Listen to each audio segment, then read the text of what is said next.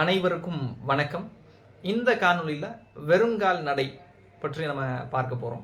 பொதுவாக வெறுங்காலில் நடக்கிறத பற்றி நம்ம பேசுகிறதுக்கு முன்னாடி ஒரு மருத்துவ முறையை பற்றி நம்ம புரிஞ்சுக்கணும். பாத அழுத்த சிகிச்சை, அதாவது ஆங்கிலத்தில் இதை ஃபுட் ரிஃப்ளெக்ஸாலஜி என்று அழைப்பார்கள்.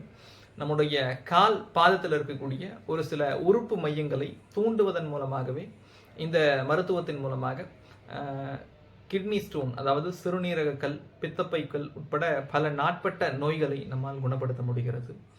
அப்போ ஒரு சில உறுப்பு மையங்களை தூண்டுவதனாலே நமக்கு இவ்வளவு நன்மை கிடைக்கிறது என்றால், நம்முடைய கால் பாதம் முழுமையாக தூண்டப்படுகிறது என்றால் அதனால் நமக்கு கிடைக்கக்கூடிய நன்மைகள் ஏராளம்.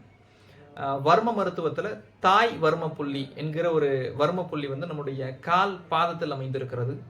இந்த வர்ம புள்ளி நம்முடைய மூலாதார சக்கரத்தோடு நேரடியாக தொடர்பில் இருக்கிறது.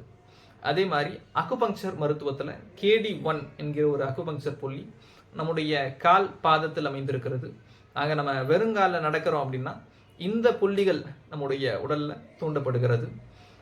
பொதுவாக இந்த வெறுங்கால் நடையால் நமக்கு ஏற்படக்கூடிய நன்மைகள் என்ன அப்படின்னு பார்க்கும்போது, மன உளைச்சலிலிருந்து வெளிவர முடியும், தூக்கமின்மை பிரச்சனையிலிருந்து வெளிவர முடியும், செரிமான மந்தம் சரியாகும்.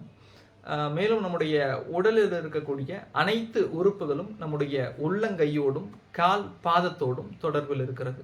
நம்ம வெறுங்காலில் நடக்கிறோம் அப்படின்னா இந்த அனைத்து உறுப்புகளும் நம்முடைய உடல்ல தூண்டப்படுகிறது.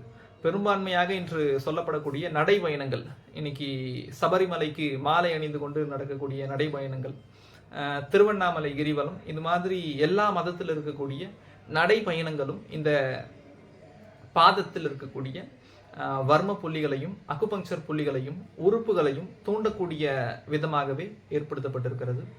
அப்போ நம்மளால தொடர்ந்து வெறுங்காலில் நடக்க முடியல அப்படின்னாலும் கூட, நடக்கக்கூடிய வாய்ப்பு இல்லை அப்படின்னாலும் கூட, முடிந்த அளவுக்கு நாம் காலை மேற்கொள்ளக்கூடிய நடைபயிற்சியின் போதாவது வெறும் காலில் நடக்கிறது மிக மிக நல்லது. முக்கியமாக மண் தரையில, கூழாங்கல் தரையில, மணல் மேல வெறும் காலில் நடக்கிறது மிக மிக நல்லது. இந்த காணொளி அனைவருக்கும் பயனுள்ளதாக அமையும் என்று நம்புகிறேன். நன்றி.